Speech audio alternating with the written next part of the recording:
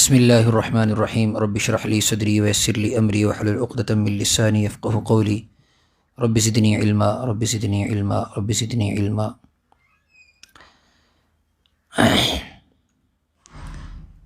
یہ زندگی اور یہ دنیا آرام گاہ نہیں ہے۔ ہم سب ایک سفر میں ہیں، اور ایسا کوئی سفر نہیں جس میں تھکان نہ ہو۔ لیکن اگر مسافر یہ سوچے کہ میں تھک گیا ہوں اس لیے سفر بند کر دوں یا مستقل رہائش اختیار کر لوں تو وہ منزل تک نہیں پہنچ سکتا۔ لہٰذا اس زندگی کے اندر ہم تھکان کو اپنے قریب نہیں آنے دے سکتے، بلکہ اگر دوسرے الفاظ میں یوں کہیں تو بہت زیادہ تھکنا پڑے گا۔ لیکن تھکان کی وجہ سے اپنے سفر کو روک نہیں سکتے اور تبدیل بھی نہیں کر سکتے۔ ابھی تو بڑی منزلیں ہیں۔ ایک موت ہے جس نے گھر اجاڑ دیے، جس نے ہم سے پہلوں کو ہم سے آگے بھیج دیا، اور جو ہم موجود ہیں ہماری منتظر ہے، اور جو ہمارے بعد آنے والے ہیں وہ بھی آ کر موت کے منتظر ہوں گے۔ ابھی تو قبر کی منزل ہے، ابھی تو حشر کی منزل ہے، ابھی پل صراط کی منزل ہے۔ تو یہ زندگی کا سفر اتنا آسان نہیں ہے۔ اسی لیے رسول پاک صلی اللہ علیہ وسلم نے فرمایا، یہ جو رمضان کا مہینہ ہے گویا کہ یہ ہے ہی تھکنے کا مہینہ۔ کون چاہتا ہے کہ اس میں آرام کرے؟ اگر آرام بھی کرے، آخرت میں بھی آرام چاہے قبر میں بھی آرام چاہے، تو دونوں چیزیں کیسے حاصل ہوں گی؟ اسے تو اپنے آپ کو تھکانا ہوگا۔ اس لیے تو قرآن پاک نے کہا، سلام علیکم بما صبرتم فنعم عقبی الدار۔ جب جنتی جنت میں جائیں گے تو فرشتے ان سے کہیں گے، تم پر سلامتی ہو، بما صبرتم، اس لیے کہ تم صبر کے ساتھ مشقتوں والی زندگی گزار کے آئے ہو۔ فنعم عقبی الدار، آج تمہارے لیے بڑا بہترین ٹھکانہ ہے۔ اور آپ نے فرمایا، من قام رمضان ایمانا و احتسابا غفر له ما تقدم من ذنبہ، جو رمضان میں ایمان کی بنیاد پر اور ثواب کی امید میں اللہ کے سامنے کھڑا ہوا، اپنے آپ کو تھکایا، اللہ تعالیٰ اس سے پہلے اس کے سارے گناہوں کو معاف کر دیتا۔ تو کچھ پانے کے لیے انسان کو کچھ کھونا بھی پڑتا ہے۔ رسول پاک صلی اللہ علیہ وسلم سے زیادہ عبادت کرنے والا کوئی نہیں تھا، حالانکہ آپ کے اوپر کوئی گناہ نہیں تھا، آپ کے قدم مبارک سوج جاتے تھے۔ حضرت عائشہ فرماتی تھیں کہ آپ اپنے اوپر اتنی مشقت کیوں کرتے ہیں؟ تو حضرت رسول اکرم صلی اللہ علیہ وسلم فرمایا کرتے تھے، افلا اکون عبدا شکورا، اے عائشہ کیا میں اپنے رب کا شکر گزار بندہ نہ بنوں؟ حالانکہ رسول پاک صلی اللہ علیہ وسلم کی زندگی عبادت کے سوا کچھ نہیں ہے۔ ہماری زندگی کے اندر تو تاریکیاں ہی تاریکیاں ہیں، ہماری زندگی کے اندر تو گناہ ہی گناہ ہیں۔ ہم بھی اگر تھک جائیں گے، گناہ کر کے تو کبھی نہیں تھکے، لیکن انسان ایمان والا نیکیاں کر کے جلدی تھکتا ہے، کبھی گناہ کر کے نہیں تھکتا، نیکی کر کے زیادہ تھکتا ہے۔ بہرحال اس تھکان میں بھی ثواب ہے۔ سورہ آل عمران ہم سن رہے تھے۔ سورہ آل عمران کے اندر میں نے آپ کو بتایا تھا کہ اصل مضمون عیسائیوں کو مخاطب کیا گیا، اور عیسیٰ علیہ السلام کو جنہوں نے شریک ٹھہرایا اس سے متعلق بڑی تفصیلی باتیں اس کے اندر آئی، اور فرمایا گیا کہ دیکھو یہ جو ٹرینٹی کا عقیدہ ہے، ٹرینٹی کہ خدا ہیں اور تین ہیں، ان اللہ ثالث ثلاثہ، عیسائیوں کے ہاں تین خداؤں کا عقیدہ ہے، ایک حضرت عیسیٰ، ایک ان کی والدہ حضرت مریم، اور تیسرے نعوذ باللہ خدا۔ اللہ تعالیٰ نے اپنی تعریف تو پوری کائنات کے پورے قرآن کے اندر کی ہے، اپنا تعارف تو کروایا ہے۔ اس صورت کے اندر حضرت مریم کا بھی تعارف کروایا اور حضرت عیسیٰ کا بھی تعارف کروایا۔ حضرت مریم ایک عورت ہیں، باضابطہ ان کی پرورش ہوئی حضرت زکریا علیہ السلام کے خاندان، حضرت زکریا علیہ السلام کی نگرانی میں، اور کیسے ان کی والدہ نے نظر مانی تھی کہ میں بیت المقدس کی خدمت کے لیے جو میرا بچہ ہوگا اس کو وقف کر دوں گی، اور ہوئی حضرت مریم۔ پھر وہ بیت المقدس کی وہیں اسی ماحول کے اندر پلی بڑھیں، اور وہیں سے وہ عبادت کے اندر لگی رہتی تھیں حضرت مریم علیہ السلام۔ حضرت مریم کے یہاں پھر حضرت عیسیٰ کی ولادت ہوئی۔ تو حضرت مریم خود اولاد ہیں، حضرت عیسیٰ حضرت مریم کی اولاد ہیں، اور جو اولاد ہو وہ خدا نہیں ہو سکتا۔ یہی چیز قل هو اللہ احد سورت کے اندر بیان کی گئی، لم یلد ولم یولد۔ یہ کسوٹی ہے کہ جو پیدا ہونے میں کسی کا محتاج ہو تو وہ خدا نہیں ہو سکتا۔ حضرت مریم کی پیدائش ہوئی، اور اسی طریقے سے حضرت عیسیٰ کی پیدائش ہوئی، لیکن یہ خدا نہیں ہو سکتے۔ جب پیدائش ہوئی، جو پیدا ہوا، جس کو پیدا ہونے کا پروسیس کا جو محتاج ہے، اس کا مطلب وہ خدا نہیں ہو سکتا۔ پیدا ہونے میں حضرت عیسیٰ اپنی والدہ کے محتاج، حضرت والدہ پیدا ہونے میں اپنی والدہ کے محتاج، صرف اس بنیاد پر کہ حضرت عیسیٰ کا کوئی باپ نہیں، نعوذ باللہ ان کو خدا بنا لیا جائے؟ تو اللہ تعالیٰ نے اس پر زبردست ایک ایسی بات اور ایک ایسی دلیل دی ہے کہ عیسائیوں کے پاس اس کا کوئی جواب نہیں۔ فرمایا کہ دیکھو حضرت عیسیٰ کے والد نہیں، تم نے انہیں خدا بنا لیا۔ اب بتاؤ حضرت آدم کی تو والدہ بھی نہیں، تو انہیں بھی خدا بناؤ۔ حالانکہ ایسا والد نہ ہونے سے خدا ہونا لازم نہیں آتا۔ ان مثل عیسیٰ عند اللہ کمثل آدم، زبردست قرآن پاک جو دلائل دیتا ہے اس کا کوئی انکار نہیں کر سکتا، اس کا کوئی جواب نہیں دے سکتا۔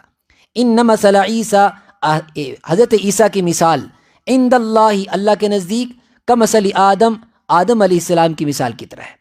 حضرت آدم کی پیدائش تو خود ایک اور زیادہ عجوبہ ہے حضرت عیسیٰ علیہ السلام کی پیدائش سے۔ حضرت عیسیٰ کی کم سے کم والدہ تو ہیں، حضرت آدم کی نہ والدہ ہیں نہ والد ہیں۔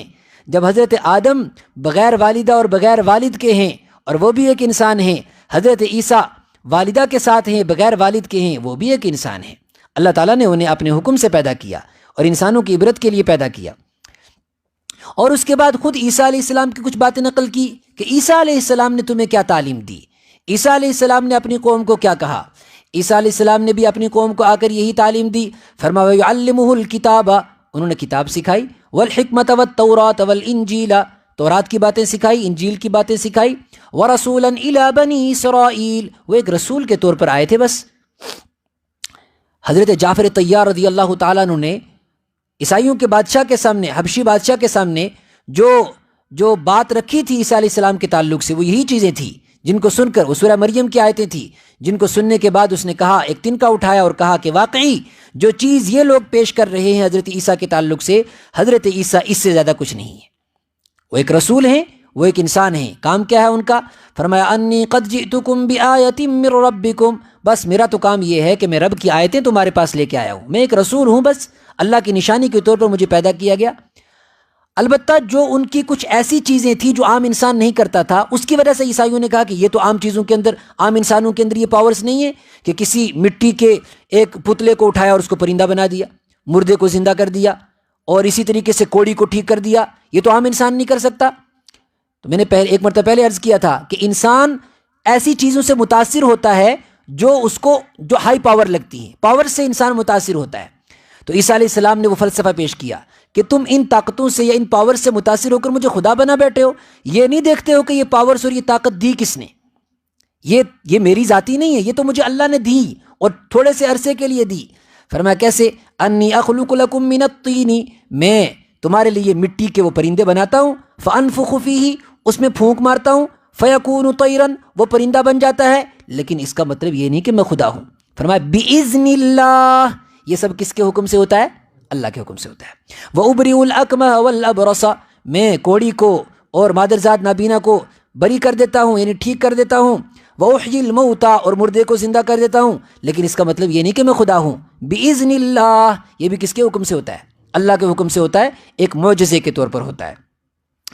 وَمُصَدِّقًا لِمَا بَيْنَ يَدَيَّ، اور جو پچھلی کتابیں ہیں میں ان کی تصدیق کرتا ہوں۔ لہٰذا ان اللہ ربی وربکم، اللہ میرا بھی رب ہے اور تمہارا بھی رب ہے۔ فاعبدوہ، تو تم اسی کی عبادت کرو۔ ھذا صراط مستقیم، یہی تمہارے لیے سیدھا راستہ ہے۔ جو اس راستے سے بھٹکے گا وہ ان راستوں پر، شرک کے راستوں پر جائے گا۔ لہٰذا عیسائی بھٹکے اور انہوں نے شرک کے راستے اختیار کیے۔ اس کے بعد اللہ تبارک و تعالیٰ نے عیسیٰ علیہ السلام کی انتہا بھی بتائی کہ دیکھو میں زندہ ہوں اور مجھے موت بھی آئے گی، لیکن یہودیوں نے قتل کرنے کی سازش کی، اللہ تعالیٰ نے آسمان پر زندہ اٹھا لیا، لیکن آسمان پر اٹھا لینے کا مطلب بھی یہ نہیں کہ وہ خدا ہیں، بلکہ وہ دنیا کے اندر واپس آئیں گے اور اپنی عمر پوری کریں گے، اور اس کے بعد اس امتی ہونے کی حیثیت سے اس دنیا کے اندر تشریف لائیں گے، دجال کو قتل کریں گے، اور پھر انہیں باضابطہ موت آئے گی۔ اذ قال اللہ یا عیسیٰ، اللہ نے فرمایا اے عیسیٰ، انی متوفیک، میں تمہیں موت دوں گا، لیکن اس سے پہلے ورافعک الی، اپنی طرف اوپر اٹھاؤں گا، ومطہرک من الذین کفروا، اور کافروں سے تمہیں پاک کروں گا، یعنی وہ جو قتل کرنا چاہتے تھے، صلیب پہ چڑھانا چاہتے، سولی دینا چاہتے تھے، وہ میں نہیں ہونے دوں گا۔ یہاں رک کر ایک بات اور سوچئے، یہ جو عیسائیوں کا جو مذہبی نشان ہے صلیب، کراس جو ہے، یہ صرف مذہبی نشان نہیں ہے، باضابطہ یہ ایک عقیدہ ہے، اور عقیدہ یہ ہے کہ عیسیٰ علیہ السلام کو قتل کر دیا ہے۔ قرآن پاک نے اس کے خلاف پیش کیا کہ یہ سب جھوٹ ہے. وما قتلوہ، وہ قتل نہیں کر سکے. وما صلبوہ، سولی نہیں دے سکے. ولکن شبہ لہم، ان کو دھوکا ہو گیا، وہ نہ قتل کر سکے اور نہ ہی سولی دے سکے. تو یہ کراس جو ہے یہ اس بات کی نشانی ہے کہ عیسیٰ علیہ السلام کو سولی دے دی گئی. یہ بات میں اس لیے عرض کر رہا ہوں، آج مسلمان بچہ اور مسلمان نوجوان اس بات کا دھیان نہیں رکھتا. وہ اپنی شرٹ کے اوپر، اپنی ٹوپی کے اوپر، اپنے بیگ کے اوپر، اپنے جیکٹ کے اوپر وہ یہ نشان لے کر گھومتا رہتا ہے. نماز بھی پڑھتا ہے تو انہی نشانات کے ساتھ پڑھتا ہے. ایک آدمی کہہ رہا تھا کہ کانوینٹ اسکول کے اندر ہمارے بچے پڑھتے ہیں، ہمیں تو آج تک نہیں لگا کہ اس کے اندر کیا برائی ہے، بہت اچھی تعلیم ہے، سب کچھ ٹھیک ہے، بظاہر تو نہیں لگتا. تو میں نے یہی بات پیش کی تھی کہ دیکھو آپ کو لگ رہا ہے ایسا کہ سلیبس کے اندر کچھ نہیں ہے، یہ ایک سافٹ زہر ہوتا ہے، سافٹ پائزن ہوتا ہے. یہ اتنا جلدی، جو جتنا تیزی کے جلدی نہیں اثر کرتا، یہ آرام آرام سے اثر کرتا ہے. باقی سب باتیں چھوڑو، بتاؤ کہ ایک مسلمان بچہ، محمد عربی صلی اللہ علیہ وسلم کے خاندان کا بچہ جب گھر سے نکلے گا، باپ مسلمان، ماں مسلمان، بہن بھائی مسلمان، جب وہ گھر سے نکلتا ہے آپ اس کی اس سلیبوں کو گنو، اس کے بدن کے اوپر، اس کی کاپیوں کے اوپر، اس کے بیگ کے اوپر، اس کی بکس کے اوپر، اس کی ٹوپی کے اوپر، اس کی شرٹ کے اوپر، اس کی بیلٹ کے اوپر، اس کی ٹائی کے اوپر کتنے سارے یہ کراس ہوتے ہیں. اور یہ صرف کراس نہیں ہے، کوئی مذہبی نشان نہیں ہے، یہ باضابطہ ایک عقیدہ ہے. محمد عربی صلی اللہ علیہ وسلم کے گھر کا بچہ اور 20 جگہ پر وہ اس عقیدے کو پروموٹ کرتا ہوا جاتا ہے. ایک نوجوان مسجد سے نکلا نماز پڑھ کے، یہ میں اپنا واقعہ بتا رہا ہوں، مسجد سے نکلا، اس نے چادر اوڑی ہوئی تھی، اس چادر کے اوپر پوری سلیب بنی ہوئی تھی. فجر کی نماز پڑھ کے نکلا، حافظ صاحب تھے وہ بھی، بیچارے کو پتہ نہیں تھا. تو ایک انسان فجر کی نماز پڑھ رہا ہے، باضابطہ اللہ کے سامنے سجدہ کر رہا ہے، اور محمد عربی صلی اللہ علیہ وسلم کا امتی ہے، مسجد سے نکلا ہے، لیکن حالت کیا ہے کہ سلیب کے عقیدے کو پروموٹ کر رہا ہے. تو یہ سلیب خود ایک عقیدہ ہے، اسی لیے فرمایا فیکسر الصلیبہ. عیسیٰ علیہ السلام جب اس دنیا کے اندر تشریف لائیں گے، سب سے پہلا کام کیا کریں گے؟ سلیب کو توڑ دیں گے، چونکہ وہ وجود ہی ختم ہو جائے گا اس عقیدے کا. عقیدہ کیا ہے کہ عیسیٰ علیہ السلام کو سولی دی گئی. عیسیٰ علیہ السلام کہیں گے میں تو زندہ ہوں، توڑو یہ ساری سلیب، تو سلیبیں ٹوٹیں گی. لہذا ایمان والے کو کبھی بھی اس کا حصہ نہیں بننا چاہیے. اس کے بعد اللہ تعالیٰ نے فرمایا ایمان والوں کی طرف مخاطب کر کے، یا ایھا الذین آمنوا، اے ایمان والو، ان تطیعوا فریقا من الذین اوتوا الکتاب یردوکم بعد ایمانکم کافرین. یہ مضمون انشاءاللہ ہم کل کریں گے، صرف اس آیت کا ترجمہ کریں. اے ایمان والو، دیکھو دو کردار تمہارے سامنے آئے، ایک تو یہودیوں کا اور ایک عیسائیوں کا. لہذا ان دونوں کرداروں سے تمہیں بچ کے رہنا ہے. ایمان والے کا کردار بالکل الگ ہے، نہ وہ یہودیوں سے میل کھاتا ہے نہ وہ عیسائیوں سے میل کھاتا ہے. لیکن یہ دونوں ٹیمیں اس بات پر متفق ہو جائیں گی کہ کسی طریقے سے تمہیں اپنی طرف کھینچیں. یا ایھا الذین آمنوا، اے ایمان والو، ان تطیعوا فریقا من الذین اوتوا الکتاب، اگر تم اہل کتاب میں سے کسی ایک جماعت کے پیچھے بھی گئے، یہودیوں کے پیچھے گئے تب بھی اور عیسائیوں کے پیچھے گئے تب بھی، ان کے کلچر اور تہذیب کو اپنایا، تو یردوکم بعد ایمانکم کافرین، یہ تمہیں تمہارے ایمان لانے کے بعد مرتد بنا دیں گے. یہ کون کہہ رہا ہے؟